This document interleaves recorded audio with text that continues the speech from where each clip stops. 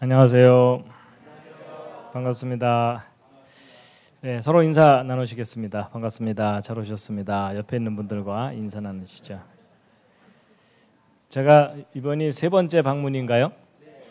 그렇죠. 그래서 첫 번째는 요나의 표적에 대해서 했고, 또 지난번에는 저 연대기에 대해서, 그리고 또 이스라엘, 하나님이 이스라엘을 선택하신 것에 대해서 소개를 해드렸죠. 예, 이제 오늘은 이제 다른 주제를 소개해드릴 텐데요. 잠깐 기도드리고 시작하겠습니다. 하나님 감사합니다. 저희들이 살아있는 동안에 하나님이 계신 것 알게 하시고, 또 성경을 저희들이 보게 하시고 읽게 하시고 깨닫게 하심을 감사드립니다.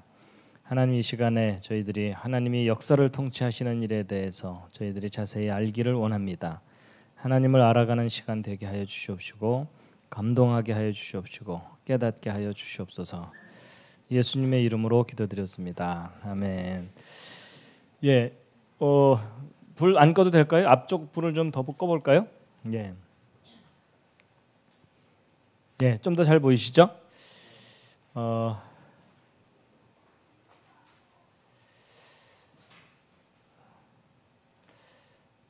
예, 일단 참석하신 모든 분들을 환영합니다.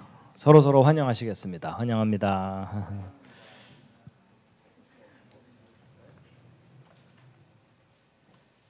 예, 제가 환영의 뜻으로 꽃을 준비했습니다. 자, 이제 지난 시간 내용하고 좀 연장선상에서 그 하나님의 역사 통치에 대한 내용을 말씀드리려고 하는데요. 하나님께서 역사를 다스리시는 아주 특별한 방법 중에 하나가 예언을 하시고, 또 그 예언을 역사 속에 이루시는 일이고, 이제 과학이 발달해서 이제 그 구체적인 내용들을 밝힐 수 있게 되었습니다. 자, 이 꽃이 있는데요. 오늘 주제와 관련된 꽃인데 혹시 무슨 꽃인지 아시겠습니까? 이 꽃이 그 베들레헴의 별이라는 꽃입니다. 왜 그런 이름이 붙었냐면, 꽃을 잘 관찰해 보시면은 육각별이 들어 있죠. 많이 보던 별이죠. 예, 이스라엘 국기에 그려져 있는 다윗의 별입니다. 여러분, 이 다윗의 별이 혹시 무슨 뜻을 갖고 있는지 아십니까? 다윗의 별이 갖고 있는 메시지가 있습니다. 여러분, 그 이런 거 있죠. 바로 이런 메시지입니다. 다 함께 읽으시겠습니다. 여러분, 그 바로 저게 태초에 하나님이 천지를 창조하시니라. 창세기 1장 1절인데요. 이렇게 피는 꽃입니다. 여러분, 그 차를 몰고 가다가 이 골목 입구에 그 빨간 동그라미 바탕에 하얀 가로막대가 있는 경우가 있죠. 무슨 뜻이죠? 진입 금지, 이쪽으로 들어오지 마시오, 그런 뜻이죠. 예. 근데 여러분, 그 입구에다가 이쪽으로 들어오지 마시오 이렇게 말로도 쓸 수 있지만 그런 사인을 붙여놓는 이유가 뭐냐면, 이쪽으로 들어오지 마시오라고 써 있으면은요, 그거 다 읽는 순간 벌써 들어갔어요. 그렇죠? 근데 이제 사인을 딱 붙여놓으면 이쪽으로 들어오지 말라는 메시지가 순간적으로 떠오르죠. 그래서 어떤 메시지를 순간적으로 전달하는 기능을 하는 것이 사인입니다. 어떤 상징이에요. 그래서 차 타고 가다가 건물 위에 빨간색 십자가가 붙어 있으면 되게 뭐죠? 교회, 그렇게 되는 거죠.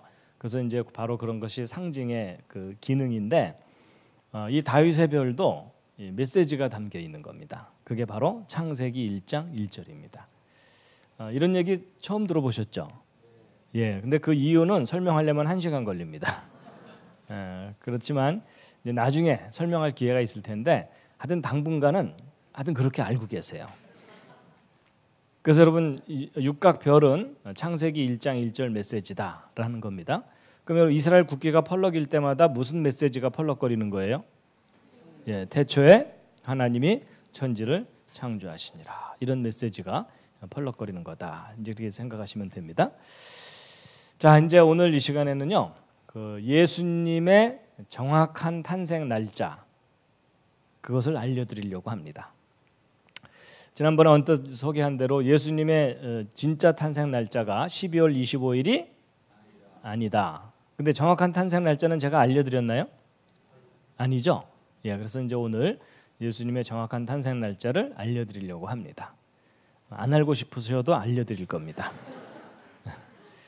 자, 그다음에 예수님이 탄생하실 때 동방 박사들이 별을 보고 찾아왔다고 했죠. 그 왕의 탄생을 알렸던 그 별이 무슨 별인지도 보여드릴 겁니다. 예. 보고 싶지 않아도 보여드릴 겁니다.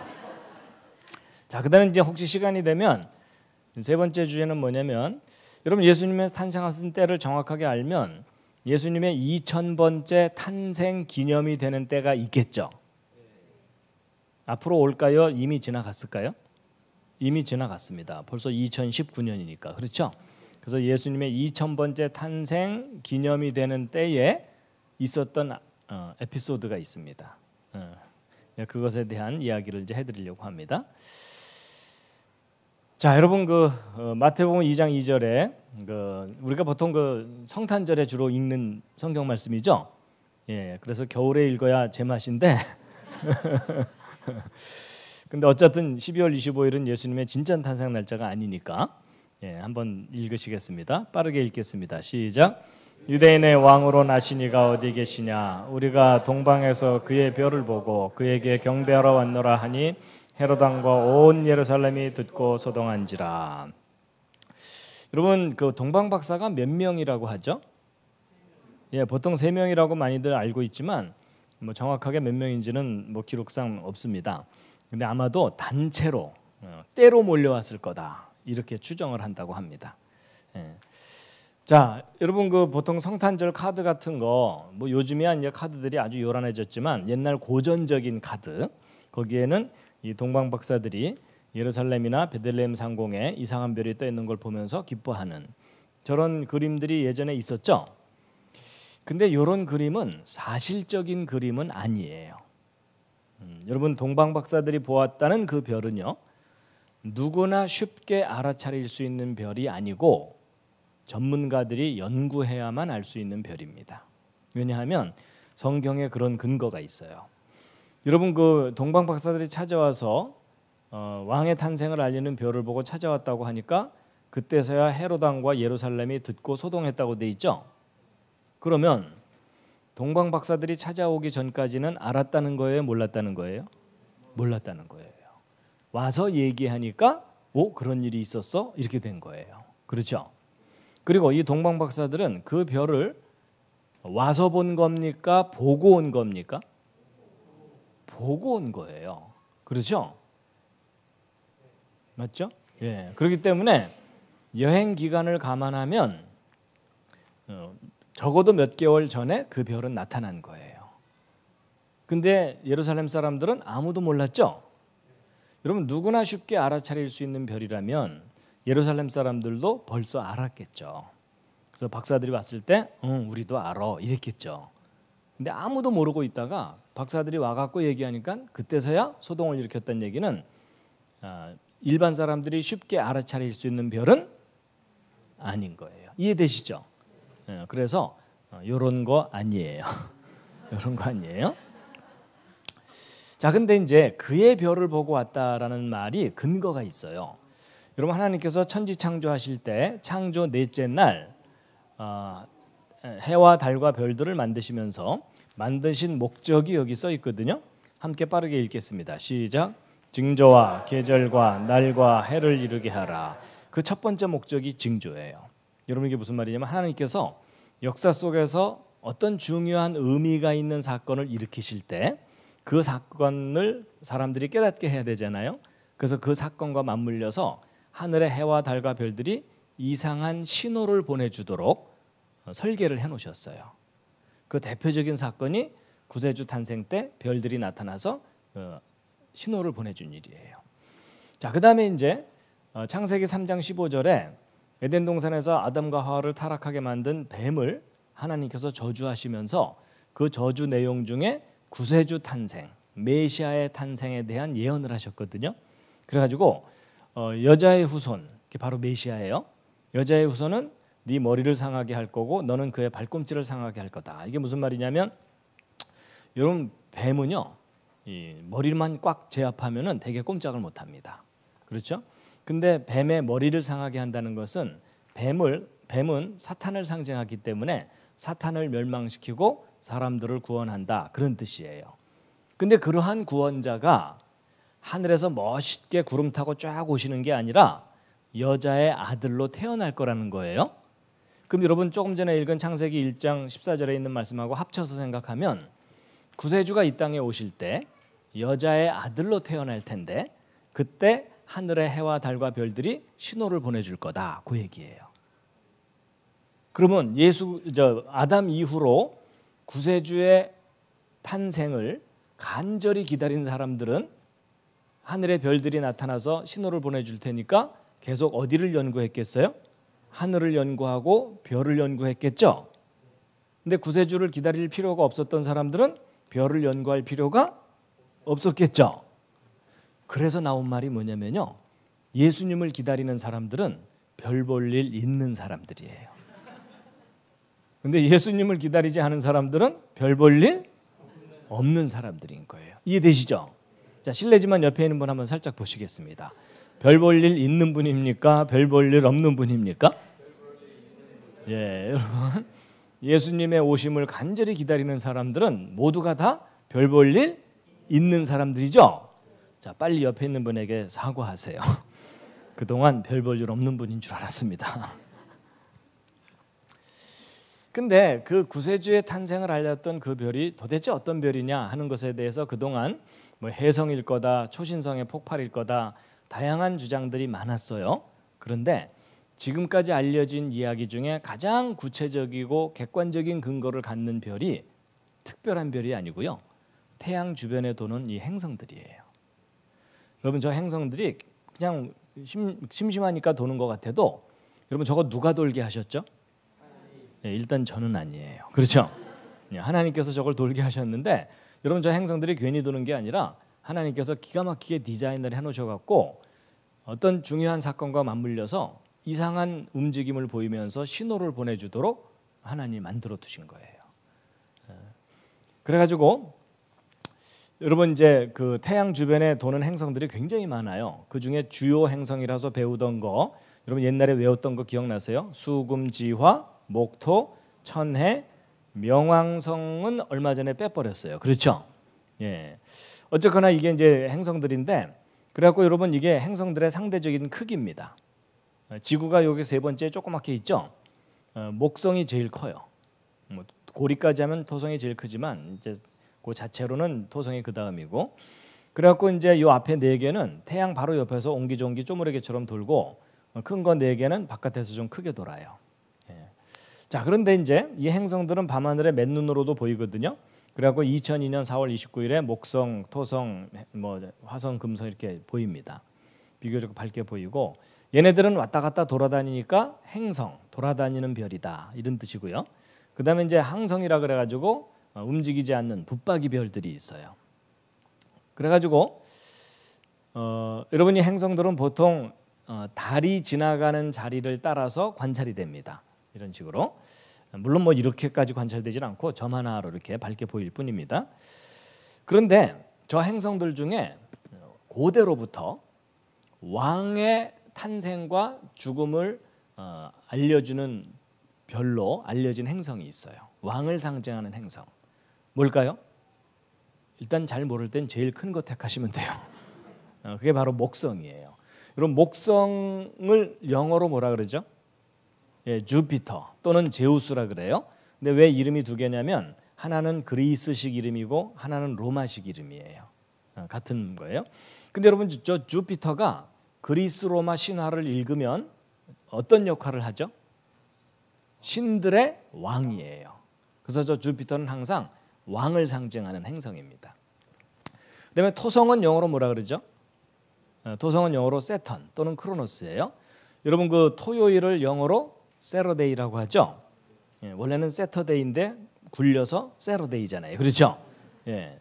그래서 여러분, 배터리를 굴리면 배러리, 그다음에 재터리를 굴리면 제러리, 뭐 이렇게 되는 거예요. 그렇죠?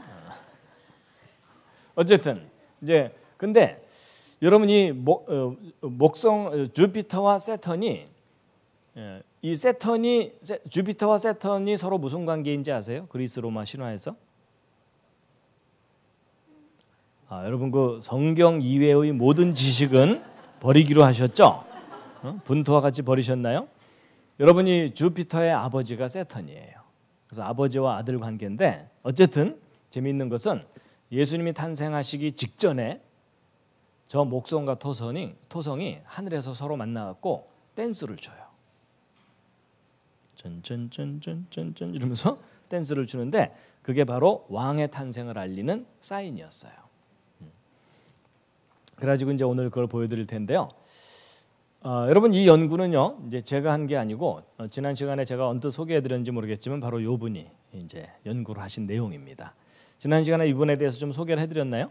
예. 그래가지고 이분이 이제 한국전에 참전도 하시고 6.25 전쟁에 그리고 미국에 돌아가서 아주 신실하게 신앙생활을 하다가 성경을 기록된 그대로 믿지 않는, 그러니까 창세기를 기록된 그대로 믿지 않는 많은 신학자들과 기독교인들이 있다는 걸 알고 안 되겠다. 성경에 기록된 그대로 사실이라는 것을 내가 연구해야 되겠다. 그래가지고 과학적인 방법으로 성경 창세기부터 성경 역사를 자세하게 연구해서 이 4권의 책에 이제 발표를 한 겁니다.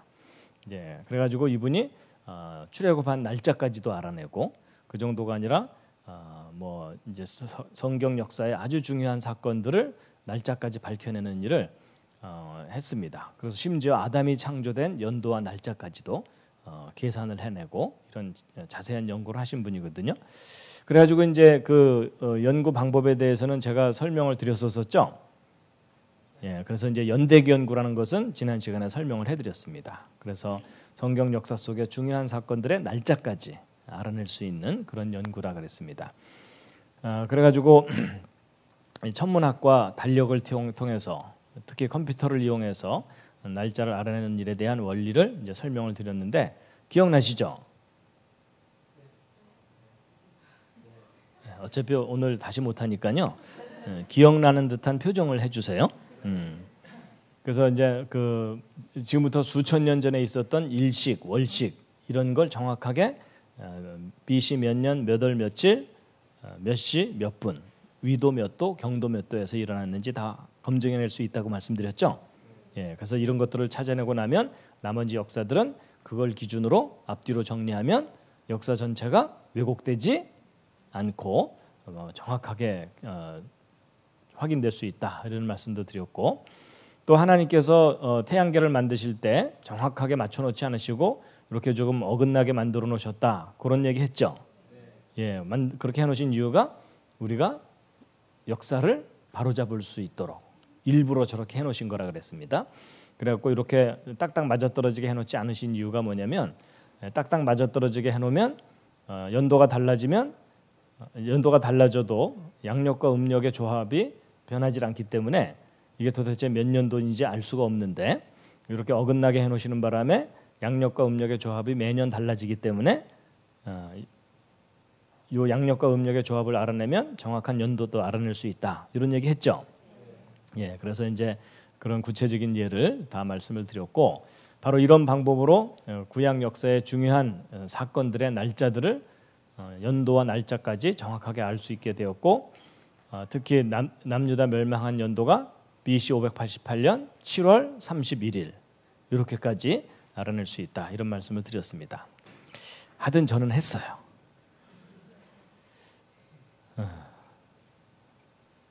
그래갖고 이제 성경 역사를 놀랍게도 아담 창조부터 지금까지의 역사를 아주 정확하게 구체적으로 이제 밝혀낼 수 있게 됐다라는 말씀을 드렸고요. 이제 그걸 바탕으로 이제 다니엘서도 다시 해석해야 되고 이제 그런 말씀을 드렸는데, 근데 이제 어쨌든 이제 이분이 아담부터 구약 역사를 정확하게 정리하고 났더니 놀랍게도 모든 역사적인 증거가 예수가 메시아라는 사실을 선명하게 드러내는 거예요. 여러분 보통 기독교인들이 예수님이 메시아라는 것을 구체적인 근거로 주장을 해요? 아니면 일단 느낌 따라서 해요? 예, 느낌으로 우기잖아요. 그렇죠? 근데 이제 이분이 역사적인 근거들을 정확하게 확인했더니 예수가 메시아라는 사실이 너무나 선명하게 드러나니까 이분이 이제 흥분해 갖고 이제 기독교인들한테 역사를 정확하게 정리하면 예수가 메시아라는 사실이 선명하게 드러납니다라고 알려줬거든요. 그러면 이제 기독교인들이 막 기뻐해야 되잖아요. 그런데 짜증을 내는 거예요. 막 이분이 막 얘기를 해줬더니 대부분의 기독교인들이 됐어, 그냥 나 예수 믿으면 됐지 뭘 따져, 뭐 이러는 거예요. 그러니까 기독교인들이 너무나 오랫동안 묻지마 신앙에 길들여져 갖고 성경 역사에 대해서 관심이 없는 거예요. 그래갖고 이분이 실망을 한 거예요. 왜 하나님의 역사 통치를 사람들이 알려고 하지 않을까? 그러다가 자기가 연구한 내용이 누구에게 중요한지를 알게 됐어요. 누구냐면 유대인들이에요. 왜냐하면 여러분, 이방인인 우리들에게 구약 역사는 남의 나라 역사잖아요. 더군다나 수능에 안 나오잖아요. 그렇죠? 그냥 관심이 없는 거예요. 근데 이스라엘 사람들에게는 구약 역사가 자기들 역사잖아요. 근데 자기들 역사를 정확하게 정리하면 예수가 메시아라는 사실이 너무나 선명하게 드러나거든요. 그래갖고 이 내용은 유대인들을 전도하게 하기 위해서 하나님이 연구하게 하신 건가 보다. 그래서 이분이 이제 이스라엘에 가서 유대인들에게 가서 가르치기도 하고 유대인 교수들, 랍비들 이런 사람들 만나서 자기가 연구한 내용을 이제 알려준 거예요. 근데 유대인들이 이분의 연구 내용을 듣고 나서 깜짝 놀라는 거예요. 왜냐하면 자기들보다 자기들의 역사를 더 정확하게 과학적으로 검증을 해서 정리를 했거든. 그래갖고 이제 이분이 이제 유대인들 전도를 위해서 왔다 갔다 하다가 이제 한국을 방문하게 됐어요. 한국을 방문하게 된 그 계기가 뭐냐면 대천덕 신부님 아시나요? 예, 대천덕 신부님하고 연결이 되게 된 거예요. 어떻게 연결이 됐냐면 이제 예루살렘에 유학을 간 한국인 유학생. 근데 지금은 이제 목사님이 되셨지만 그분이 대천덕 신부님에게 이분이 연구한 이 네 권의 책을 선물을 해드린 거예요. 근데 대신부님이 이제 여러 가지로 분주해서 그 책을 자세히 못 읽고 있다가 대신부님이 이제 그 병원에 입원을 하게 됐어요. 그럼 병원에 입원을 하게 되면 시간이 많은 거 아시죠? 그래갖고 이제 이분이 그때서야 이 책을 자세히 읽다가 깜짝 놀란 거예요. 성경 역사를 너무나 정확하게 과학적으로 검증을 해서 상세하게 정리를 했거든요. 그래갖고 놀래갖고 이 대신부님이 이분을 초청해서 예수원에서 집중 세미나를 한 거예요. 근데 직접 강의를 들으니까 더 놀랍고 감동적이었거든요. 그래갖고 이 대신부님이 이분을 어디에 소개를 해줬냐면 한동대학교에 소개를 해준 거예요. 여러분, 한동대학교가 1995년도에 개교를 했거든요. 그래서 우리가 하나님의 대학 만들자 이러면서 개교를 했는데 이제 개교 직전에 이제 대신부님이 이분을 한동대학교에 추천을 한 거예요. 이번에 괜찮은 대학교 하나가 기독교 대학이 하나 생기니까 당신이 거기 가서 학생들에게 이 내용을 좀 가르쳐라 이렇게 된 거예요. 그래서 이분이 이제 한동대학교에 와서 첫 입학생들에게 가르치게 된 거예요. 1년 동안. 근데 여러분 그 한국 대학교 1학년 학생들이 영어 잘 못 알아듣잖아요. 근데 저분은 영어밖에는 못 하시거든요. 근데 저분이 영어로 구약, 역사, 연대기를 과학적으로 검증하는 내용을 영어로. 그랬더니 학생들이 제정신이었겠어요? 혼수 상태였겠어요? 예, 지금 여러분의 상태와 아주 비슷해요. 그렇죠? 그래서 저게 웬 방언이냐 뭐 이러면서 그래갖고 근데 어쨌든 이분이 이제 정말 열정적으로 학생들에게 그 내용을 가르쳤는데 이제 저는 마침 한동대학교 개교할 때 이 창조과학 가르칠 교수가 필요하다 이러는 바람에 제가 이제 한동대학교 교수로 가게 된 거예요. 그래서 저는 창조과학 가르치고 저분은 역사를 가르치고 그래갖고 이제 그걸 가르치다 보니까 만나게 됐잖아요. 저분도 창조과학에 관심이 아주 많으시고 저도 이제 성경 역사에 대한 내용에 관심이 많고 그래서 이제 만나게 됐는데 이분이 저를 만나서 이렇게 좀 사귀어 보더니 저를 좋아하기 시작하는 거예요. 그래서 왜 좋아하시나 봤더니 젊은 친구가 과학을 공부했는데도 성경 창세기를 기록된 그대로 믿으니까 기특해서 나 같은 바보가 또 하나 있구나 이러면서 근데 여러분 창조과학을 공부하게 되면은 정말 성경을 기록된 그대로 믿을 수밖에 없게 돼요. 왜냐면 정말 무서울 정도로 정확한 기록들이 이미 드러나거든요. 그래서 이제 이분이 이제 그 저한테 자기가 연구한 모든 자료들과 강의 자료까지 다 준 거예요. 저보고 이걸 좀 가서 사람들에게 알리라고. 더군다나 저는 이제 여기저기 이제 많이 강의를 다니고 있던 터였거든요. 그러니까 요 젊은 친구한테 이걸 주면 열심히 알리겠구나 싶으니까는 이제 저를 준 거예요. 그래고 이제 제가 이제 이때 저 때 이제 저분을 만난 거예요. 예. 그래서 비교적 싱싱할 때 만났어요. 근데 이제 저도 개인적으로 여러분 창조와 지금 현재를 연결해 주는 게 역사잖아요. 그렇죠? 근데 역사가 희미하면 이 끈이 끊어지는 거잖아요. 그래서 이제 창조와 현재를 연결시켜 줄 만한 좀 객관적인 자료들을 원했었는데 저분이 바로 그 내용을 연구해 가지고 가져오신 거예요. 전 너무 이제 내용이 좋아서 이제 기뻤는데 제가 이제 한동안은 창조과학 정리하느라고 이분의 연구 자료를 한동안은 좀 못 봤어요. 창조과학부터 정리하자. 그러다가 이제 어느 정도 정리되고 난 다음에 이분의 자료를 다시 꼼꼼하게 정리하면서 이제 그 공부를 하게 된 거예요. 그래서 이제 이분께서 그 첫 입학생들하고 어울렸던 모습이고요. 예, 그리고 첫 입학생들 졸업할 때도 이제 방문해 주시기도 했어요. 예. 그래가지고 이분이 이제 구약 역사 정리한 방대한 자료 중에 그 중에 하나의 이야기가 성탄절에 관한 이야기예요. 여기까지가 서론이에요. 자, 그래서 이제 이제 성탄절 이야기로 들어가면 여러분 12월 25일이 예수님의 진짜 탄생일은 아니잖아요. 왜냐하면 예수님이 탄생하셨을 때부터 생일 파티를 꼬박꼬박 했다면 틀릴 리가 없죠. 근데 예수님 탄생 후 몇백 년 지난 후에 뒤늦게 탄생 날짜를 정하려다 보니까 정확하지 못했던 거예요. 그래서 예수님의 탄생 기념일도 전 세계적으로 통일돼 있지도 않아요. 저렇게 다양해요. 저렇게 다양한 줄 모르시는 분들도 많죠. 관심 좀 가져주세요. 예. 예. 그리고 이제 교황조차도 성탄절 잘못됐다라는 것을 발표하기도 하고 뭐 그런 일도 있어요. 예. 그리고 이제 12월 25일을 성탄절로 정하게 된 근거에 대해서 몇 가지 주장이 있어요. 예. 그래서 초대 교회가 율리우스 달력을 쓰면서 이 춘분, 하지, 추분, 동지 같은 이런 특정한 날들을 성경에 있는 중요한 사건들과 매치를 시켰거든요. 그래갖고 동짓날을 그때 당시 동짓날을 예수님의 탄생일로 정하자 그랬다는 주장도 있고, 그 다음에 여러분 그 로마 제국이 원래 태양을 숭배하던 그런 이교 사상을 갖고 있다가 기독교로 바뀌었잖아요. 그러다 보니까는 그 연말쯤에 태양을 신으로 숭배하는 축제일이 있거든요.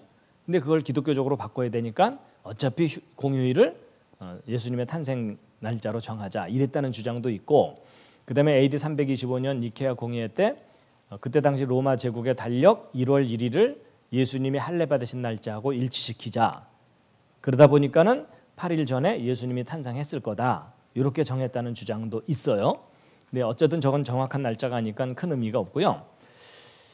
그리고 여러분 금년이 2019년이잖아요. 근데 예수님 탄생을 기준으로 연도 셌다 이렇게 알고 있죠. 근데 예수님이 탄생하신 때도 2019년 전이 아니에요. 왜냐하면 예수님이 탄생하셨을 때부터 연도를 셌으면 틀릴 리가 없죠. 근데 예수님 탄생 후 500년쯤 지난 후, 그러니까 지금부터 1487년 전인 AD 532년에 예수님의 탄생일을 계산을 거꾸로 한 거예요. 그다지 정확하지 않은 기준을 가지고. 그래가지고 그때 당시 예수는 약 500년 전에 죽었고 춘분점에 부활했을 거다 이런 것을 추정을 해갖고, 그러면 이때로부터 500년 전에 십자가에 죽으셨잖아요. 근데 예수님은 30여 년 정도 사셨죠. 그러니까는 그걸 거슬러 올라가서 이때가 예수님이 탄생했을 때일 거다라고 정한 거예요. 그로부터 2019년 지났다 그 뜻이에요. 그나마 이제 수도승이 계산을 잘못해갖고 4년 오차가 생기고 뭐 하여튼 그랬어요. 자, 그러면 예수님의 정확한 탄생 날짜를 알 수 있는 어떤 근거가 있느냐? 그 중에 하나가 헤롯왕이에요.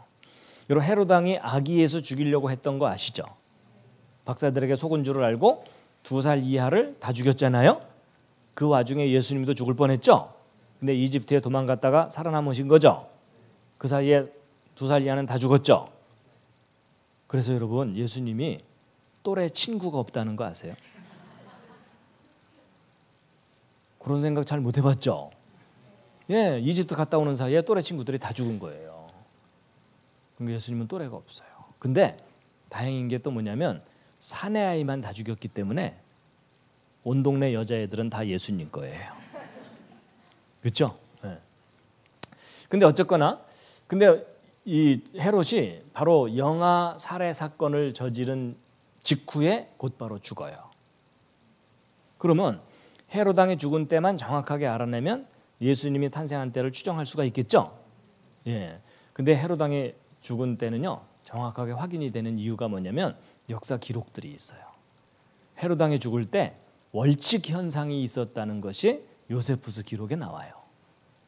근데 여러분 우리는 이런 기록을 보면 아주 기뻐요. 왜 기쁘죠? 저런 천문학적인 현상은 날짜까지도 알아낼 수 있다고 그랬죠. 그리고 불임절이라고 하는 금식일이 있었을 때 죽었다고 돼 있어요. 이것도 달력으로 알아낼 수 있다고 그랬죠. 그러니까 여러분 이게 바로 이 금식일과 월식이 불임절 금식일과 월식이 함께 일어났던 그 상황에 대한 표거든요. 그래갖고 이게 바로 헤롯 왕이 죽을 때 있었던 월식을 찾아낸 거예요.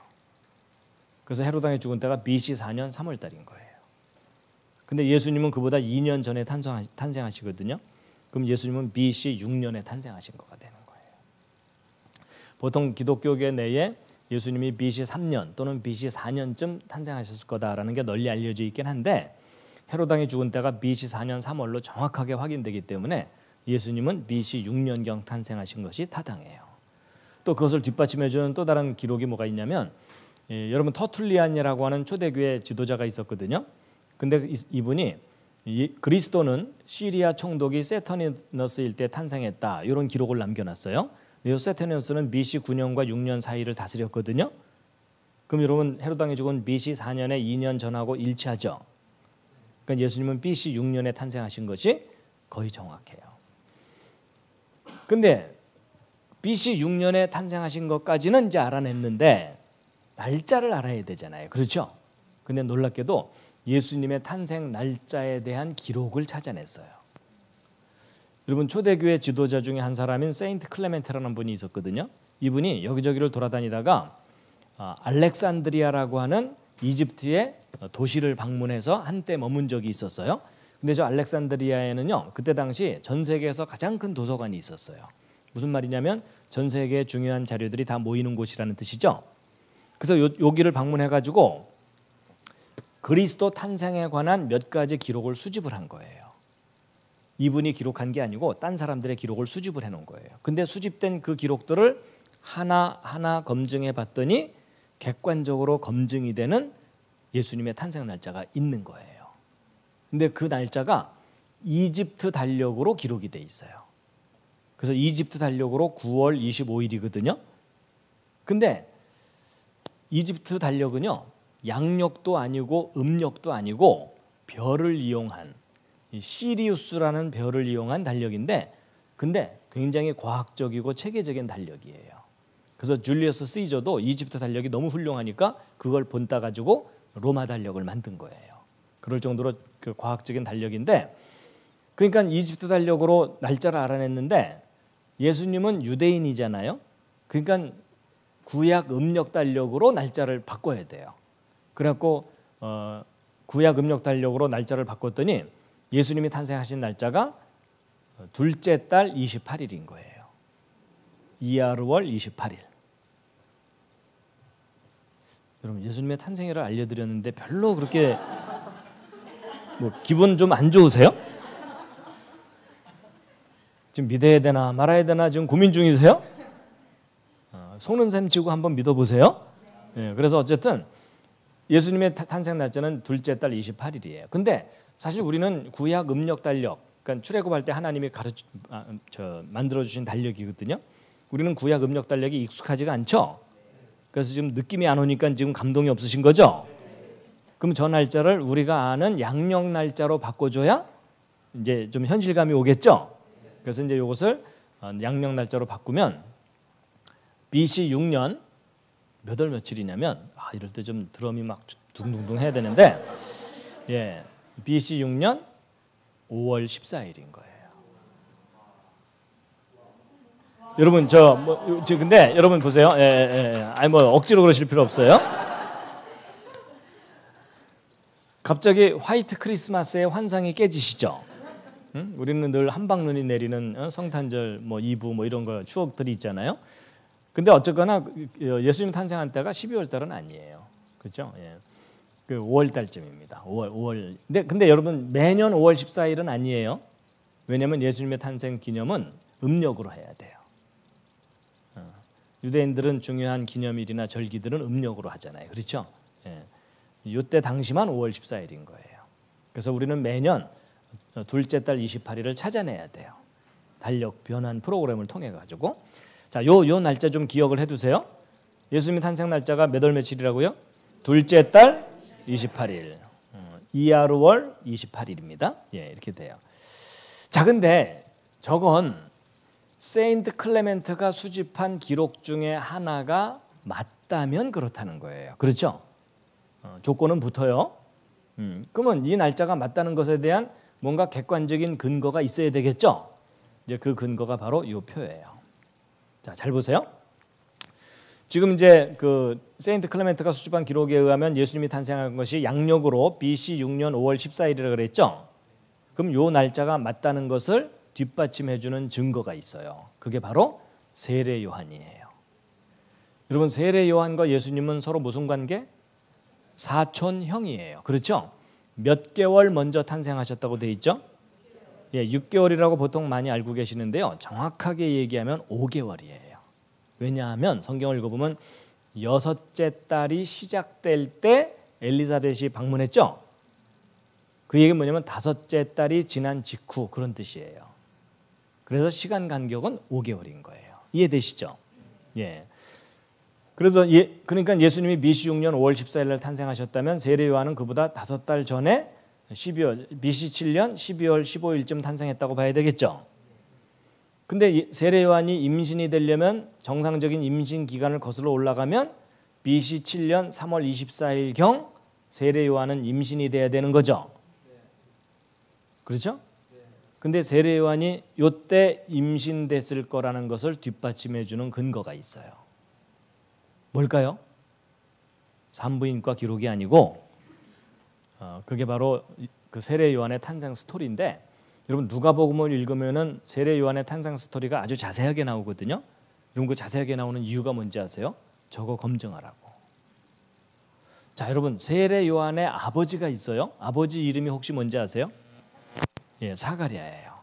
예, 잘 기억이 안 나면 슈퍼에서 물건을 사가랴 이렇게라도 기억해 두세요.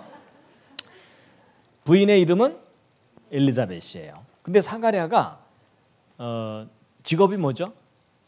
제사장이란 얘기는 레위 지파란 뜻이에요. 그렇죠? 그리고 제사장인데 어느 팀 제사장인지 혹시 아세요? 여러분 그 다윗 왕이 그 제사장 제도를 개혁하면서 24팀을 만들었어요. 그래서 한 팀이 일주일씩 봉사하도록 했거든요. 그렇게 됐을 때 이 사가랴는 어느 팀이냐면 아비야 팀 제사장이에요. 자, 그런데 이제 누가복음의 그 스토리의 요점이 뭐냐면, 자, 아비야 팀 순서가 돌아왔어요. 그럼 여러분 자기 팀 순서가 돌아오잖아요. 그럼 그 팀 제사장들이 모여서 제비 뽑기를 합니다. 그래서 걸린 사람이 성소에 들어가서 분향을 하게 돼 있어요. 근데 이제 아비야 팀이 딱 모였을 때 제비 뽑기를 했는데 누가 걸렸을까요? 사가랴가 걸린 거예요. 그걸 보고 뭐라 그래요? 딱 걸렸다 그런 거예요. 그렇죠? 그래갖고 이제 성소에 들어가서 분향을 하려 그랬더니 거기서 이상한 일이 벌어졌어요. 천사가 짠 하고 나타나더니 네가 아들을 낳을 것이니라. 기쁜 소식인데 사가랴가 안 믿었어요. 못 믿었어요. 못 믿은 이유가 뭐냐면 자기와 아내가 나이가 너무 많아서 더 이상 아이를 생산할 수 없는 아브라함 비슷한 사건이었던 거예요. 그렇죠? 그래서 안 믿었더니 천사가 증거를 줬죠. 무슨 증거였죠? 네가 이 순간부터 아들을 낳을 때까지 말을 못할 거다. 여러분 심각한 일이 벌어진 거예요. 분명히 성소에 들어갈 때까지는 정상이었는데 들어가서 언어 장애가 온 거죠. 근데 여러분 제사장이라 할지라도 장애가 있으면 성소에 못 들어가는 거 아시죠? 그러니까 들어갈 땐 정상이었는데 들어가서 장애인이 됐잖아요. 그러니까 당황한 거예요. 그래서 제 시간에 못 나와요. 근데 어쨌든 우물쭈물하다가 뒤늦게 나왔거든요. 그랬더니 동료 제사장들이 이상하겠죠. 들어갔다 나오더니 말을 못하는 거예요. 그래서 어떻게 된 거냐 물어봤더니 말을 못하니까 글씨를 써가지고 그 안에 있었던 일을 얘기했다고 나오죠. 근데 본인에게 잘못이 없잖아요. 그러니까 집으로 돌려보냈겠죠. 그럼 집에 돌아가서 자기 아내와 동침했겠어요? 안 했겠어요? 혹시 안 했을까? 그럴 리가 없죠. 왜냐하면 제사장 집안에 지금 대가 끊길 입장인데 천사가 나타나서 아들 낳을 거라고 그 증거까지 줬으니까 당연히 믿었겠죠. 그렇죠? 그럼 동침했다면 임신됐겠죠. 일사천리로 진행된다면 정상적으로 나았겠죠. 그럼 우리가 뭘 확인해 보면 되냐면 세례 요한이 잉태됐다고 여겨지는 요 시점 직전이 아비아 팀 순서인지 확인해 보면 되겠죠. 그거 확인은 여러분한테 안 맡길 테니까 너무 이렇게 근심 어린 표정하지 마세요. 저걸 찾을 수 있는 컴퓨터 프로그램이 벌써 다 완성돼 있어요. 그래갖고 확인해 봤더니 요 직전이 정말 아비아 팀 순서였던 거예요. 이게 무슨 말이냐면 알리바이가 맞는 거예요. 그러니까 앞으로 누가 예수님 탄생 날짜를 주장하더라도 저 알리바이가 맞아야 돼요. 그래갖고 야 이건 정말 객관성이 있다. 그래가지고 세례 요한이 잉태된 때부터 예수님이 탄생하실 때까지 1년여 기간을 1년 2개월 정도 요 기간을 집중적으로 컴퓨터 프로그램 별자리 별의 움직임을 확인해 봤더니 하늘에서 난리가 난 거예요. 대형 우주 축하 쇼가 펼쳐지는 거예요. 목성과 토성이 하늘에서 만나서 댄스를 추고요. 부분 일식 현상이 6개월 간격으로 연거푸 관찰이 되고 지금 여러분은 천문학에 대한 기본적인 이해가 없기 때문에 저게 뭐 별일이라고 이렇게 생각하실지 모르지만 여러분 저게 천문학적으로 굉장히 드문 일이 같은 시기에 집중적으로 일어난 거예요. 그래가지고 여러분 이제 목성과 토성이 춤을 췄다는 말이 무슨 말인지를 이제 알려드리면 여러분 목성은 안쪽에서 돌고 토성은 약간 바깥쪽에서 돌거든요. 그래서 보통 목성이 좀 빨리 돌고 토성은 좀 천천히 돌아요. 이렇게 되는 건데 뭐 이런 식으로 이제 춤을 췄다라는 게 이제 무슨 말이냐면 이 토성은 천천히 이동을 하고요. 목성은 좀 가파르게 빨리 이동해요. 그래서 이게 목성과 토성이 이렇게 마주치는 경우가 있거든요. 이렇게 그렇게 되는데 근데 예수님 탄생 때는요 저런 일이 벌어진 게 아니고 토성이 천천히 가고 있었는데 목성이 나타나더니 지나쳐가지 않고 만났다 헤어졌다 만났다 헤어졌다 만났다 헤어졌다. 그것도 앞으로 갔다 뒤로 갔다 앞으로 갔다 이런 거예요. 이상하죠. 어떻게 저런 일이 벌어지는 거냐면 이런 겁니다. 여러분 태양이 중심에 있으면 지구는 1년에 한 바퀴를 돌거든요. 근데 이 목성은요 12년 정도 만에 한 바퀴를 돌아요. 그러니까 목성 한 바퀴 도는 동안 지구는 12바퀴 돈다 그 뜻이에요. 그러니까 이 목성이 지구를 볼 때 얼마나 방정맞겠어요. 그렇죠? 뭐 거의 이런 수준이에요. 그렇죠? 그리고 이 토성은요 30년 정도 만에 한 바퀴를 돌아요. 그래갖고 목성과 토성이 하늘에서 이렇게 만나는 경우, 그러니까 하늘을 보면은 목성과 토성이 한 군데 모이는 경우는 20년마다 한 번씩 만나요. 그러니까 앞으로 2020년 12월 21일 날 하늘에서 이렇게 만나거든요. 저게 좀 드문 일이기 때문에 천문학자들도 저거 보면서 괜히 기뻐해요. 또 만났네 이러면서. 그래서 여러분도 이 날짜 메모해 뒀다가 그리운 헤어진 사람 만나시기 바랍니다. 그래서 평소에는 목성과 토성이 이렇게 떨어져 있어요. 그래서 목성 저쪽에 있으면 토성은 저쪽에 있어요. 근데 이제 20년마다 한 번씩 하늘에서 만나는 거예요. 그런데 보통은 이제 태양이 지나가는 자리를 따라서 토성도 이동하고 목성도 이렇게 이동을 하거든요. 근데 20년마다 만날 때는 어떤 식으로 되는 거냐면 토성이 천천히 가고 있으면 목성이 뒤따라서 이렇게 자동차 추월하듯이 지나쳐가는 거예요. 저게 20년마다 한 번씩 있는 일이에요. 근데 예수님 탄생 직전에는 저런 일이 있었던 게 아니고 토성이 천천히 가고 있었는데 목성이 뒤따라오더니 지나쳐가지 않고 우리 너무 오랜만이야. 저렇게 간 거예요. 평범한 현상이 아니죠. 자, 근데 이제 저런 일이 왜 벌어지는 거냐면요. 여러분 그 태양에서 행성들의 움직임을 바라보면 모든 행성이 한쪽 방향으로 돌기 때문에 저런 일이 안 일어나요. 근데 우리는 지금 태양에서 보는 게 아니라 지구에서 보고 있죠. 근데 이 지구 자체가 태양을 돌고 있죠. 그럼 지구가 앞으로 빨리 가면 쟤네들이 약간 뒤로 가는 것처럼 보일 수도 있죠. 근데 그게 절묘하게 일치할 때만 저런 이상한 춤을 추는 거예요. 그래갖고 이제 그림으로 보여드리면 이제 이런 겁니다. 여러분 태양도 이쪽으로 돌고 목성도 이쪽으로 돌거든요. 근데 지구에서 바라볼 때 처음에는 목성이 왼쪽으로 가는 것처럼 보이겠죠. 그러다가 이 부분에 와가지고 지구가 상대적으로 빨라지면 상대적으로 목성이 뒤로 가는 것처럼 보이게 되죠. 그랬다가 다시 원상 회복이 되거든요. 바로 저런 움직임 때문에 그런 거예요. 근데 저게 목성도 그래야 되고 토성도 그래야 되는 거기 때문에 아주 드물게 일어나는 현상이에요. 그래서 여러분 이렇게 목성과 토성이 하늘에서 만나서 춤을 추는 저런 현상은 몇 년마다 한 번씩 있는 일이냐면 854년마다 한 번 있어요. 근데 여러분과 저는 저 현상을 볼 수가 없어. 왜냐하면 이 시대에는 안 일어나요. 그러니까 저걸 보려면 때를 잘 맞춰서 태어났어야 돼요.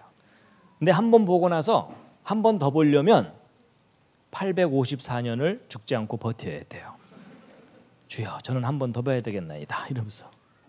그 정도로 드문 현상이 바로 저런 현상인데 바로 이 현상이 예수님 탄생 직전인 BC 7년에 있었던 거예요. 근데 그게 바로 구세주의 탄생을 알리는 사인이었던 거예요. 근데 여러분 이런 현상이 854년마다 한 번씩 일어난다면 그 전에도 일어났었을 거고 그 이후로도 주기적으로 일어나겠죠.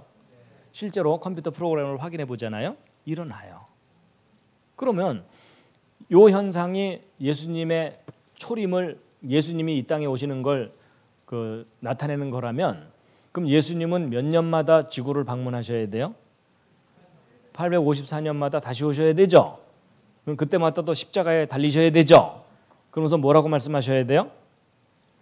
다 이뤘다가 아니죠. 다 이뤘으면 다시 오실 필요가 없죠. 이번에도 해결 못했어. 할부로 해줄게. 뭐 이러셔야 되잖아요. 그렇죠? 근데 여러분 이때도 아니고 요때도 아니고 요때도 아니고 요때가 하늘로부터 오시는 때라는 것이 성경에 예언이 돼 있어요. 그게 이게 무슨 말이냐면 예언된 내용과 목성토성이 춤을 췄던 것이 일치한 때는 역사 속에 저 때밖에 없는 거예요. 그러니까 동방박사들은 예언도 정확하게 알고 천문학적인 현상도 정확하게 연구했던 전문가들이었던 거예요. 근데 이제 그게 어디에 예언돼 있냐면 여기저기 예언돼 있는데 그 중에 가장 구체적인 부분 중에 하나가 다니엘서인 거예요. 여러분 다니엘서의 신상 예언 아세요? 예, 여러분 바벨론, 페르시아, 그리스, 로마 이렇게 되죠. 근데 여러분 바벨론부터 시작해서 정확하게 요 비례대로 하면은요, 요때 하늘로부터 오시는 분이 계시다는 걸 알게 돼 있어요. 그래서 요건 나중에 이제 다니엘서 할 때 좀 자세하게 확인을 시켜드릴 거고요. 그래가지고 여러분 저 예수님 탄생 직전에 목성과 토성이 하늘에서 만나서 춤을 췄던 그 사건을 컴퓨터 프로그램으로 확인된 것을 보여드리려고 합니다. 불을 좀 더 꺼주시겠어요? 그래야 선명하게 잘 보일 것 같은데.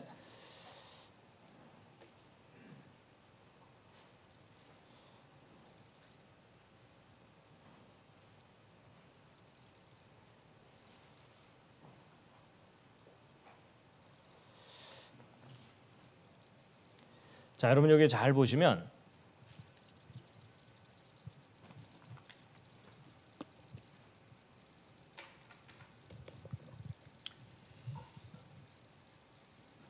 여기를 보시면 BC 8년 보이세요? 글씨가 작아서요. 마음이 착해 보입니다. BC 8년 5월 14일이 돼 있거든요. 여러분 아까 예수님 탄생이 BC 6년이라 그랬죠. 그럼 BC 8년이면 2년 전이죠. 그러니까 여러분은 지금 예수님 탄생 2년 전에 밤하늘을 보고 계시는 거예요. 놀랍게도 지금 2000년 전 밤하늘을 보고 계시는 거예요. 서로 축하해 주세요. 축하합니다. 축하합니다. 그래서 2년 전부터 이 별들의 움직임을 보게 될 텐데 제가 여기 스타트를 딱 누르면 이 별들이 이렇게 이동을 할 거예요. 근데 잘 보시면 여기 주피터라고 써 있죠. 여기 목성이에요. 목성. 여기 세턴이라고 써 있죠. 이게 토성입니다. 노란색. 그리고 이게 비너스 금성이고 요 하얀 거 있죠. 요건 문이라고 써 있어서 달이에요. 달. 예. 그래서 제가 이걸 딱 누르면 이 달은요 한 달에 한 번씩 지나갑니다. 이렇게 보이시죠? 그러니까 저가 한 번 지나갈 때마다 한 달쯤 지나가는 거다. 이렇게 생각하시면 쉬워요. 예, 일단 거꾸로 좀 뒤로 해놓고. 예, 그래가지고 여러분이 목성과 토성이 오랜만에 이제 만나려고 가까이 온 거예요. 그래갖고 이제 제가 요 스타트를 누르면 얘네들이 전체적으로 왼쪽으로 이렇게 이동을 할 텐데 얘네들이 스무스하게 가지 않고 뒤로 갔다 앞으로 갔다 뒤로 갔다 앞으로 갔다 술 취한 듯이 갈 거예요. 그게 왜 그러냐면 아까 말씀드린 대로 지구가 앞쪽으로 빨리 가면 쟤네들이 살짝 뒤쪽으로 가는 것처럼 보인다 그랬죠. 이제 그런 상대적인 움직임 때문에 그러는데 어쨌든 전체적으로 왼쪽으로 이동할 텐데 근데 이 목성과 토성이 춤을 추는 장소가 어디냐면요. 이 하늘의 별자리 중에 어린 양 자리와 물고기 자리예요. 아무 관련이 없지가 않죠. 그럼 예수님이 이 땅에 어떤 모습으로 오신다고 돼 있어요? 하나님의 어린 양으로.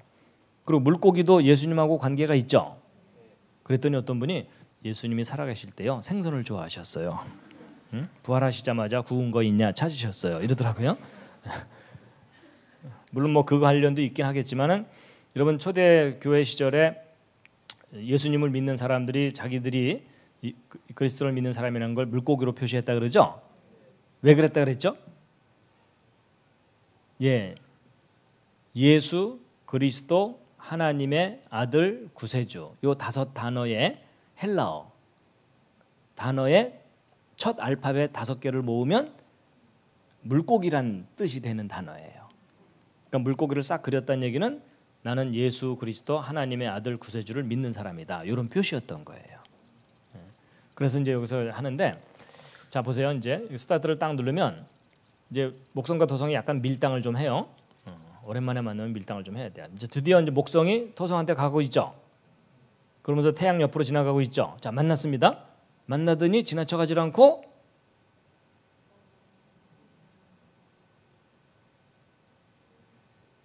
보셨죠.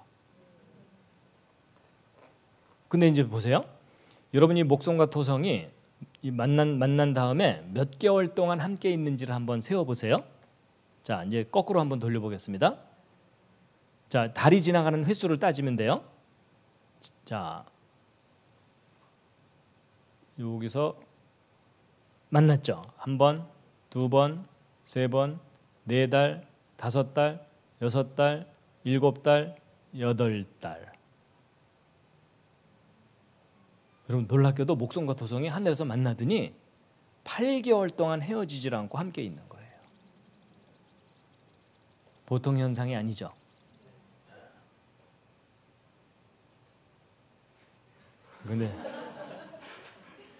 근데 동방 박사들이 바로 이 현상을 본 거예요.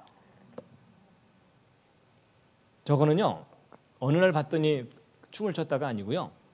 저 두 별의 위치를 매일매일 확인하면서 그래프를 그려야 돼요.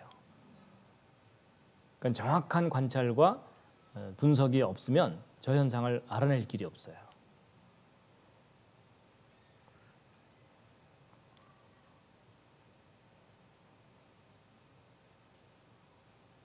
그래서 이 동방 박사들은 적어도 2가지 면에서 전문가입니다. 첫째는 과학자들이에요. 두 번째는 성경 예언에 대한 탁월한 통찰력이 있었던 사람들이에요. 그리고 여러분 예수님 탄생 직전에 목성과 토성이 나타나서 저렇게 춤을 추게 하려면 이게 언제부터 계획돼 있어야 되죠? 잘 생각해 보면요 천지창조 때부터예요. 왜냐하면 하나님께서 천지창조 때 별들을 만드신 다음에 요 이 땅 하셨을 거 아니에요. 그렇죠? 그럼 쟤네들은 규칙적으로 정확하게 돌거든요. 그러면 정확하게 돌다가 예수님 탄생 직전에 각자 정확한 위치에서 정확하게 움직여줘야만 저 사인이 나타나게 돼 있어요. 그렇다는 얘기는 여러분 하나님께서 놀랍게도 이 행성들을 완벽하게 통치하셨다는 얘기예요. 자, 자세한 이야기가 있지만 시간 관계상 줄이고요. 자, 그래가지고 이제 그 예수님 탄생 직전에 있었던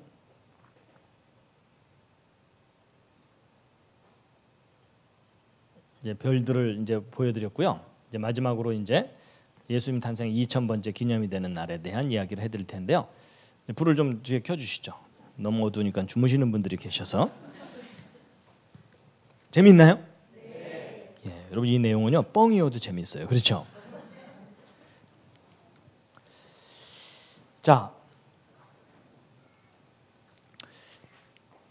제가 몇 시까지 해야 되죠 원래? 네? 10시 30분이에요. 그래 시간이 좀 있군요. 예, 됐습니다. 여러분 아까 예수님이 탄생하신 때가 BC 6년 둘째 달 28일 음력으로 그렇죠? 그다음에 양력으로는 5월 14일이라 그랬죠? 예. 근데 그 사건이 있은 지로부터 2000년 지났을 때면은 몇 년도가 될까요? 자, 여러분 마이너스 6년에 탄생하셨거든요. 그러면 2000이 되려면 1994에다가 6을 더하면 2000년 될 것 같은 느낌이 들죠? 그런데 여러분 여기서 신중해야 될 게 뭐냐면 2000번째 탄생이 되는 때는 1994년이 아니고 1995년이에요. 왜냐하면 BC 1년과 AD 1년 사이에 0년이 없거든요. 그래서 보통 사람들이 연도 계산할 때 1년을 틀리는 경우가 많아요. 그러니까 1년 빼주게 되면 1년 여기서 더해줘야 되니까 1995년이 예수님의 탄생 2000번째 기념이 되는 해인 거예요. 근데 전 세계 기독교인들이 저 내용을 몰랐을 거 아니에요. 그렇죠? 그러니까 서기 2000년에 예수님 탄생 2000번째 막 성대하게 했겠죠. 그렇죠? 근데 사실은 그때는 이미 지나간 때예요. 예수님의 2000번째 탄생 기념이 되는 때는 1995년인 거예요. 근데 놀랍게도 저 때가 한동대학교 개교한 때예요. 그런데 놀랍게도 이걸 평생 연구하신 이분이 한동대학교에 와서 1년 동안 지내신 거예요. 그래갖고 이분이 이제 한동대학교가 개교를 했을 때가 이제 3월 달이잖아요. 3월부터 이제 가르치기 시작했는데 저 해에 예수님의 탄생 날짜는 5월 28일이었던 거예요. 그러니까 이분이 이제 3, 4월 가르친 다음에 5월 달쯤 됐을 때 자기 클래스에 듣고 있던 학생들한테 예수님 탄생 이야기를 해준 거예요. 내가 평생 연구한 내용에 의하면 금년이 예수님의 2000번째 탄생 기념이 되는 해인데 정확한 날짜는 이달 5월 28일이다. 그러면서 이분은 이 날짜에 맞춰서 예루살렘을 가시겠다는 거예요. 현장에 가서 축하하고 싶다는 거죠.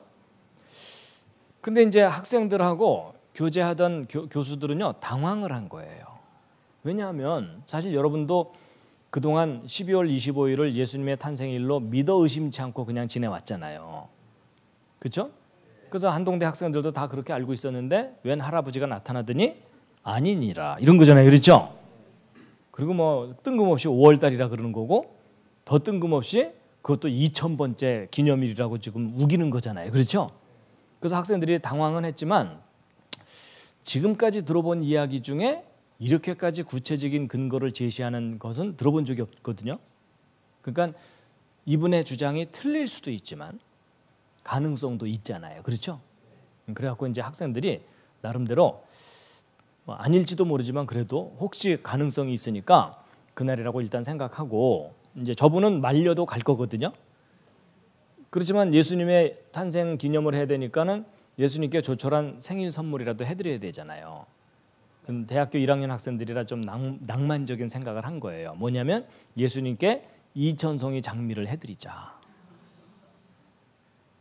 그래갖고 취지를 설명하고 그 클래스에 모였던 학생들하고 함께했던 교수들이 헌금을 좀 한 거예요. 그랬더니 그때 당시 2000송이 장미를 사려면 한 송이에 500원 정도 꼴이었던가 뭐 이러니까는 100만 원 정도가 필요했던 거예요. 그런데 모금을 하고 났더니 몇만 원 부족한 돈이 모여진 거예요. 한 10만 원인가 뭐 하여튼 그 부족한 돈이 모여져 갖고 그걸 이제 어쨌든 모아서 헌금한 거니까 저분을 딱 드렸더니 저분이 깜짝 놀라는 거예요.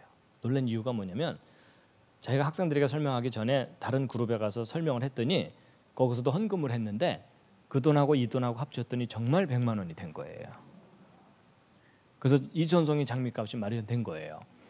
근데 여기서부터 사갖고 갔다가는 꽃이 다 시들 테니까 이 장미값만 들고서 2000송이 장미값을 들고서 이분이 예루살렘으로 이제 가신 건데 근데 제가 가만 생각해 봤더니 저분이 현대판 동방 박사였던 거예요.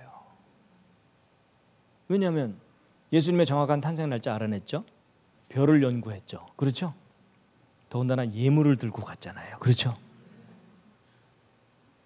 또 더 놀라운 게 또 뭔지 아세요? 저분이 원래 미국 아이오와 출신이에요. 미국에서 출발해서 예루살렘을 가면은요 서쪽에서 가는 거였어요. 희한하게도 저 해에 저분이 한국의 포항 촌구석에 1년 동안 있느라고 한국에서 가게 된 거예요. 그러니까 동쪽에서 간 꼴이 된 거예요. 더군다나 예수님 당시에 최고의 교통수단은 낙타였을 거 아니에요. 근데 오늘날 최고의 교통수단은 비행기잖아요. 그렇죠? 그래서 간 거예요.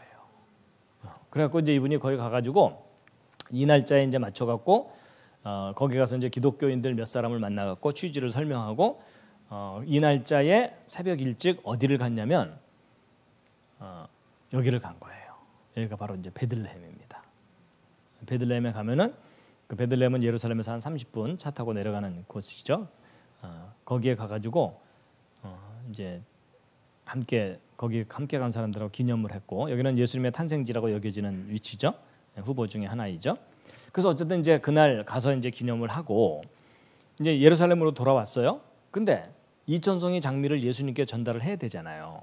근데 그 전달하려면 죽어야 되잖아요. 근데 그럴 수는 없잖아요. 그렇죠? 그래갖고 이분이 이제 기도하면서 어떻게 할까 그러다가 이천송이 장미를 실제 샀대요. 사가지고 어디를 갔냐면 이 통곡의 벽을 간 거예요.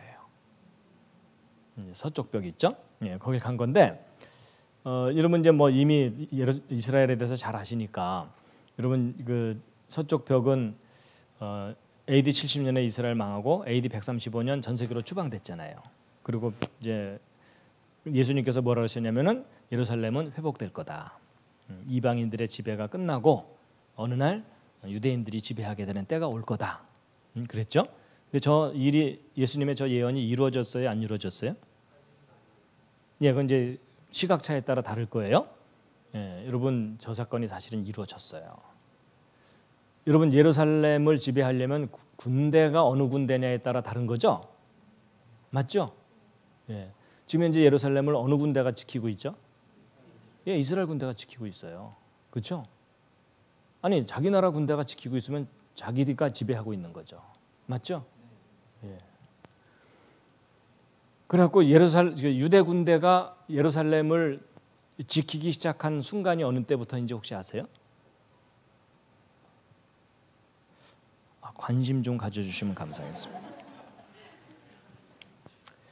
여러분 그 전 세계로 흩어진 후에 1878년이 지난 후에 이스라엘이 독립했죠.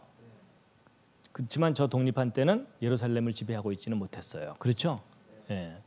그러다가 근데 여러분 이제 이스라엘이 독립한 이유는 2차 세계 대전 때 히틀러가 600만 명을 학살하니까 정신이 번쩍 났죠. 그렇죠? 우리 죽더라도 고향 돌아가자. 그리고 나라가 없으니까 우리가 이런 꼴을 당한다. 그래서 결국은 그들이 이제 고향에 돌아와서 나라를 세우게 된 거죠. 맞죠? 그러니까 참 이게 역사의 아이러니인데 저 유태인 학살이 없었다면요 유대인들은 절대로 자기 나라 안 세웁니다. 왜냐하면 유럽에 불을 쥐고 있던 사람들이거든요. 근데 저기 가서 나라 세우려면 저기 있는 사람들하고 피를 흘리면서 싸워야 되거든요. 여러분 경제적으로 넉넉한 사람들이 누가 피 흘리면서 그걸 나라를 되찾겠어요. 맞죠? 근데 600만 명이 학살되고 났더니 정신이 번쩍 난 거예요. 그래갖고서 이제 결국 나라를 세운 건데 그래갖고 이제 나라를 세웠는데 이제 중요한 것은 나라 세울 때부터 중동 전쟁이 있었죠. 그 중에서도 우리가 주목해야 되는 게 3차 중동 전쟁입니다. 1967년. 그때 시리아, 요르단, 이집트가 바로 옆에서 언제라도 쳐들어올 준비를 하고 있고 그렇죠. 예. 근데 이스라엘은 여기다 나라를 세웠는데 얼마나 이게 무모한 짓이에요. 이게 다 아랍인데 자기만 따로 있잖아요. 그렇죠. 예. 그런데 이제 아시는 대로 그걸 눈치챈 이스라엘이 기습 공격을 했죠. 그렇죠. 예. 맹폭격을 퍼부는 바람에 이 세 나라가 여러 가지 이유에 의해서 하나님께서 여러 가지 기적을 또 베푸셔갖고 결국 6.1 전쟁으로 끝났죠. 6일 만에 누가 승리했다고요? 이스라엘이 승리하면서 그때 뺏은 땅이 이런 땅인 거 아시죠? 예, 그 이후에 돌려달라 이래갖고 대부분은 돌려주고 골란고원 쪽은 아직 안 돌려줬죠. 그렇죠? 전략적으로 너무 중요한 곳이라. 근데 이스라엘이 이렇게 넓은 땅을 뺏었지만 정작 가장 뺏고 싶은 땅은 어디겠어요? 예루살렘이고 특별히 어디? 성전 세워야 되는 곳 맞죠? 그래서 이제 그때 당시 사실 여기를 점령했었어요. 그랬는데 정치적인 이유로 인해서 이걸 돌려줬죠. 그때 그 지휘했던 장군이 돌려줬죠. 그렇지만 이 예루살렘 성을 완벽하게 되찾지는 않았지만 돌려줘 버렸지만 이제 이 서쪽 벽은 되찾은 거죠. 그렇죠? 근데 요 아시는 대로 요 벽은 AD 70년 망할 때 유일하게 남은 흔적이죠. 그렇죠? 예. 그래서 유대인들에게 아주 중요한 곳이죠. 그래서 이게 1967년 6.1 전쟁 당시에 이거 그 현장 사진입니다. 서쪽 벽 되찾은 현장 사진. 그런데 지금 현재는 워낙 인구가 많아져서 예루살렘이 이렇게 늘어났지만 여기 조그만 곳 있죠. 여기가 바로 지금 현재 예루살렘 성곽이죠. 근데 여러분 사실은 이 예루살렘을 맨 처음 시작한 건 누구죠? 예루살렘을 맨 처음 시작한 왕. 일단 저는 아니에요. 여러분 예루살렘을 맨 처음 시작한 왕이 누구죠? 예루살렘을 누구의 성이라 그래요? 다윗 성이죠. 그래서 예루살렘을 맨 처음 시작한 왕이 다윗 왕입니다. 그러니까 사실은 예루살렘을 회복했다는 얘기는 다윗이 맨 처음 수도를 정한 그 영역을 회복한다는 뜻이거든요. 근데 다윗성은 여러분이 아시는 대로 예루살렘은 시대마다 성의 위치가 좀 변형됐죠. 그래서 다윗성은 요 남쪽 요 영역이죠. 그렇죠? 그러니까 예루살렘을 회복했다는 얘기는 이제 바로 요 영역을 회복했다는 얘기인데 이 영역을 회복한 때가 언제냐면 1967년 6.1 전쟁 때예요. 그래서 6.1 전쟁 때 그 영역을 완전히 회복했는데 그 6.1 전쟁 때 그 승리한 그날이 6월 7일이거든요. 예, 그래갖고 이 날을 유대인들은 예루살렘이라고 정해요. 전날 이후로 예루살렘은 유대 군대가 지키게 된 거예요. 이방인의 때가 끝난 거예요. 이방인 군대들이 지키다가 그들이 휙 물러나고 유대인들이 지키게 된 날입니다. 그래서 이제 요 날이 예루살렘의 날인데 놀라운 사실은요. 이날만 되면 유대인들은 막 자기 국기 들고 나와서 축하하고 기뻐하잖아요. 여호와를 찬양하라, 여호와께 감사하라 이러면서. 근데 여러분 요 날은 양력이죠. 예루살렘 회복된 날. 근데 유대인들은 중요한 절기는 음력으로 지킨다 그랬죠. 요 날이 음력으로 따지면 며칠이냐면 둘째 달 28일이에요. 저 날이 무슨 날이죠? 예수님이 탄생하신 날이죠. 이런 줄 몰랐죠. 여러분 놀랍게도 예수님이 탄생하신 날이 BC 6년 둘째 달 28일이거든요. 근데 먼 훗날 예루살렘이 회복된 날이 바로 그 날인 거예요.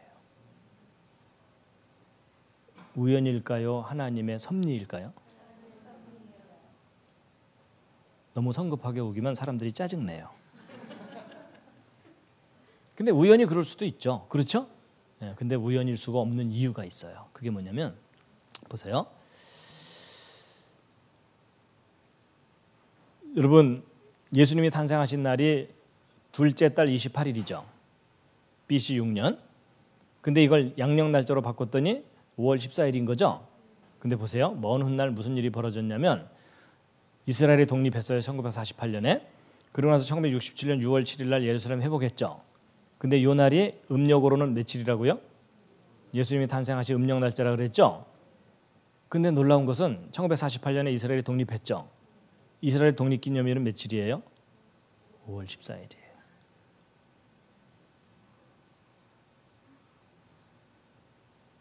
여러분 뭐가 좀 보이세요?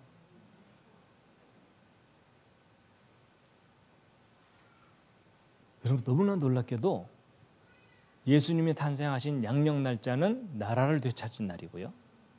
음력 날짜는 수도를 되찾은 날이에요.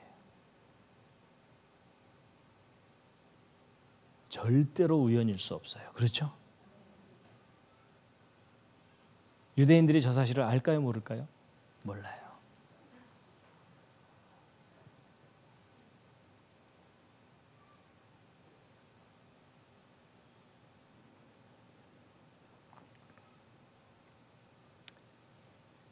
여러분 동방 박사들이 예수님 찾아와 가지고 뭐라 그랬냐면 유대인들의 왕으로 나신 분이 어디 계시냐 이랬죠. 여러분, 왕이 해야 될 의무가 뭐냐면 왕은 나라를 잃어버렸으면 나라를 되찾아야 돼요. 그렇죠? 통치의 중심지 수도를 빼앗겼으면 수도를 되찾아야 돼요. 맞죠? 근데 놀랍게도 예수님이 탄생하신 양력 날짜에 나라를 되찾았고요. 음력 날짜에 수도를 되찾았어요. 그렇죠? 여러분, 예수님은 정말로 유대인들의 왕이셨던 거예요.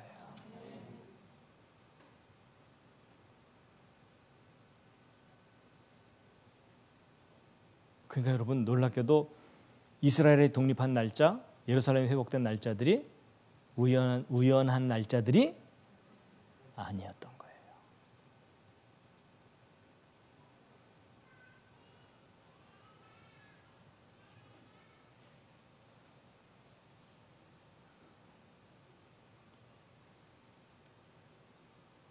그러니까 어떤 분들은 뭐 예수님 탄생 날짜 며칠인 거가 뭐가 중요하냐 이렇게 말씀하는 경우도 있거든요. 절대 아니에요. 놀랍게도 예수님이 탄생하신 그 날짜에 하나님께서 비밀을 넣어두신 거예요. 먼 훗날 이 날짜에 나라가 회복될 거고 이 날짜에 예루살렘이 회복될 거다. 자, 이건 이제 다니엘 강의할 때 하는 거고요. 그러니까 여러분 참 신기한 게 뭔지 아세요? 유대인들은 예루살렘 회복된 날만 되면은 국기 들고 나와가지고서 여호와를 찬양하라, 여호와께 감사하라 이러죠. 근데 저 날이 무슨 날이라고요? 예수님이 탄생하신 날인 거예요. 여러분, 그 성경을 읽어보면 젖먹이와 어린아이의 입으로 찬양받으신다 이런 표현이 있죠.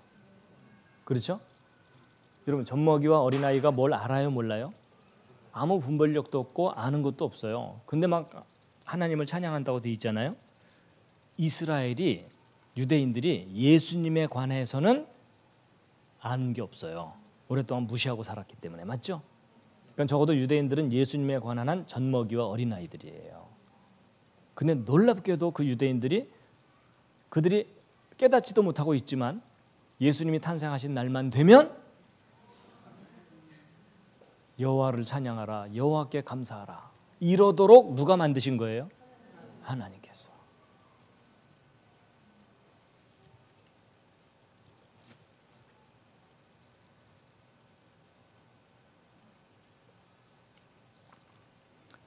근데 어쨌든 2000번째 탄생 기념일에 맞춰서 이분이 평생을 연구하시고 거길 가신 거예요.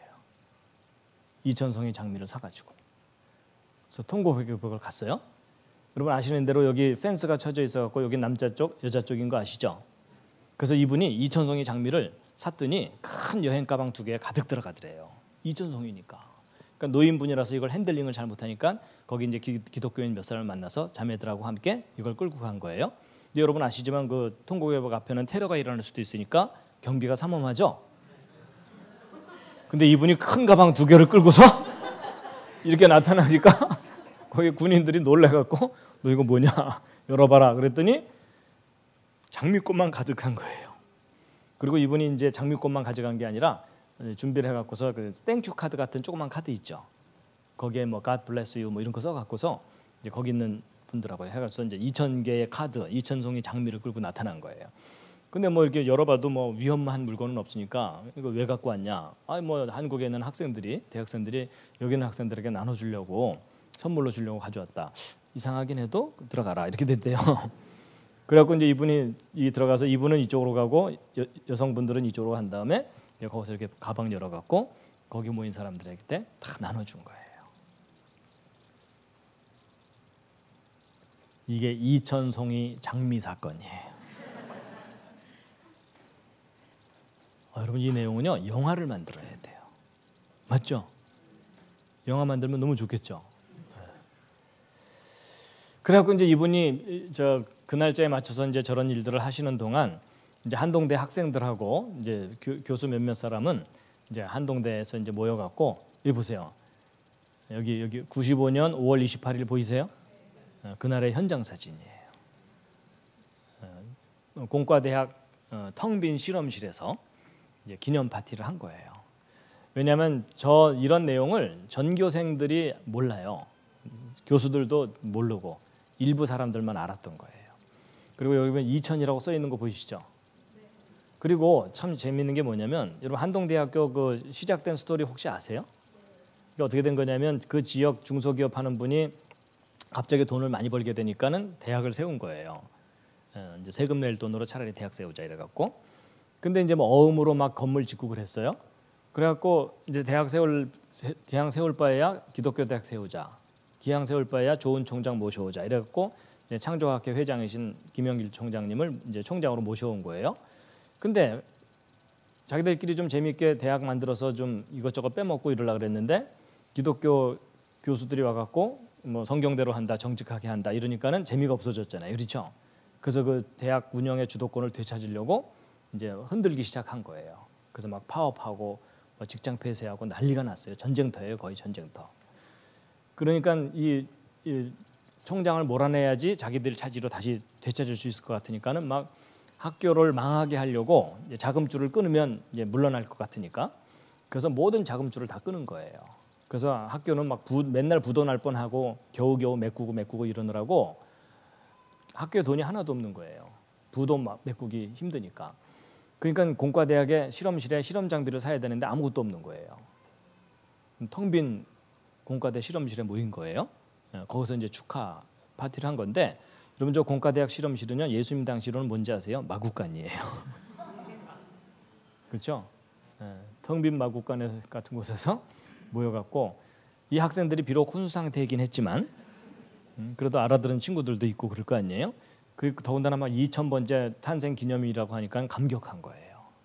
그래서 제가 이제 그때 짤막하게 이날의 의미를 강의를 좀 하고 이제 함께 모여갖고 파티를 했는데 너무 기쁘니까 막 캠퍼스 돌아다니면서 밤새 찬양했는데 마침 저 때가 한동대학교 첫 입학생들의 축제 기간이었던 거예요. 희한하게도. 그러니까 일반 학생들은 그냥 축제 기간이니까 기뻐하고 이 학생들은 예수님의 2000번째 탄생 기념일이다 이래갖고 막 기뻐서 막 찬양하고 돌아다니고 이제 그랬던 그 현장 사진들입니다.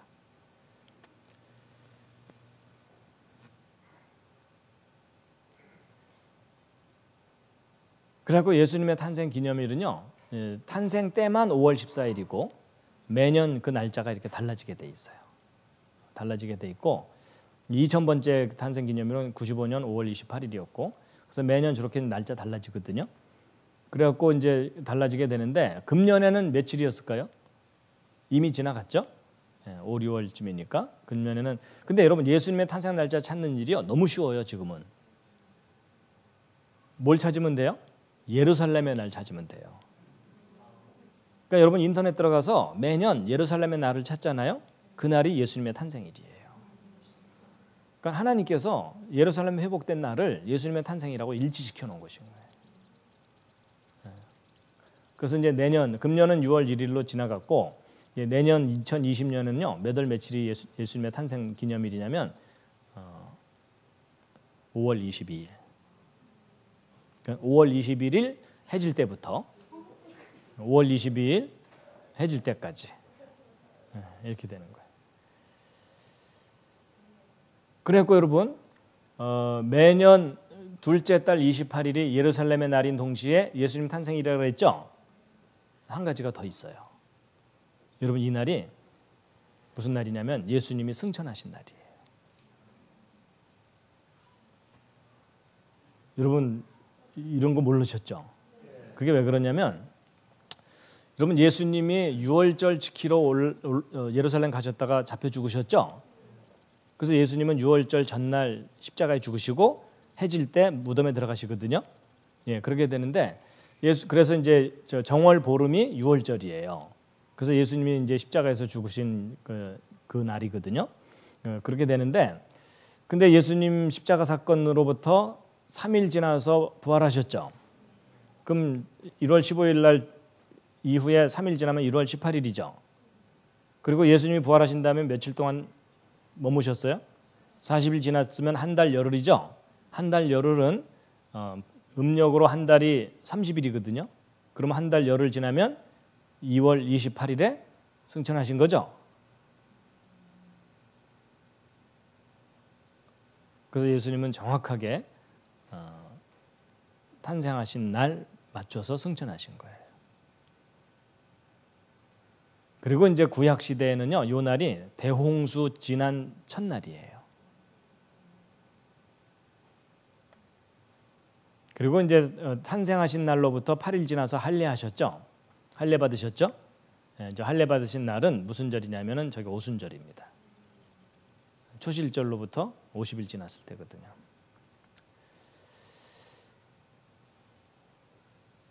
자, 이제 출애굽한 날짜하고도 관련이 있는데, 여러분 홍해를 건넌 날이 이제 출애굽한 날이 저 정월 보름날이 6월절이거든요. 6월절. 그리고 홍해를 건넌 날은 일주일 후라고 보고 있어요. 그래서 BC 1461년 4월 3일인데 예수님이 십자가에 달리신 때가요. AD 30년 4월 초예요. 그런데 6월절에 맞춰서 죽으셨죠? 그렇죠? 그래서 놀랍게도 예수님이 탄생하신 예수님이 죽으신 음력 날짜는 출애굽한 날하고 일치하고요. 예수님이 죽으신 양력 날짜는 홍해를 건넌 날하고 일치해요. 여러분, 출애굽이라는 게 뭐예요? 죄로부터 탈출한 거죠. 그렇죠? 그리고 홍해를 건넌 건 뭐예요? 죽음으로부터 탈출하는 거예요. 근데 예수님이 죽으신 사건은 그 둘을 한꺼번에 해결한 일이었어요. 그렇죠? 죄와 사망으로부터. 그래서 이제 여러분 예수님이 탄생하신 날과 죽으신 날, 십자가에 달리신 날들이 역사하고 어떻게 관계되어 있냐면 출애굽한 날하고 홍해를 건넌 날이 예수님이 십자가에 달리신 날하고 일치해요. 그렇죠? 근데 여러분 이 출애굽과 홍해를 건너간 건 다 회복이죠. 회복. 구원이죠. 예. 근데 예수님의 십자가 사건도 우리의 회복과 구원이죠. 그다음에 예수님이 유대인 왕으로 탄생하신 그 날짜는 먼 훗날 이스라엘의 독립과 이스라엘 예루살렘의 회복이죠. 그렇죠? 그러니까 이 역사의 출애굽부터 여러분 출애굽도 회복이고 이스라엘도 회복이잖아요. 이 모든 역사의 회복 사건의 중심에 누가 있어요? 예수님이 계시는 거예요.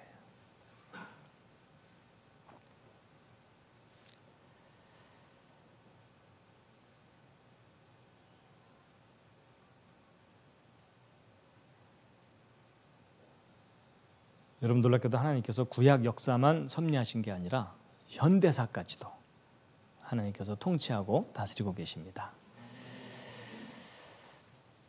잠깐 기도하고 마치도록 하겠습니다. 하나님 감사합니다. 저희들에게 역사의 비밀을 알게 하셔서 감사드립니다. 이 세상 모든 일들이 결코 우연히 일어나는 일이 아니고 무엇보다도 이스라엘의 회복은 예수 그리스도의 탄생과 맞물려서 예언되어 있습니다. 아버지 하나님, 역사를 통치하시는 하나님에 대해서 저희들이 잘 알게 하여 주시옵시고 하나님께 더욱 영광 돌리는 삶 살게 하여 주시옵소서. 감사드리며 예수님의 이름으로 기도드렸습니다.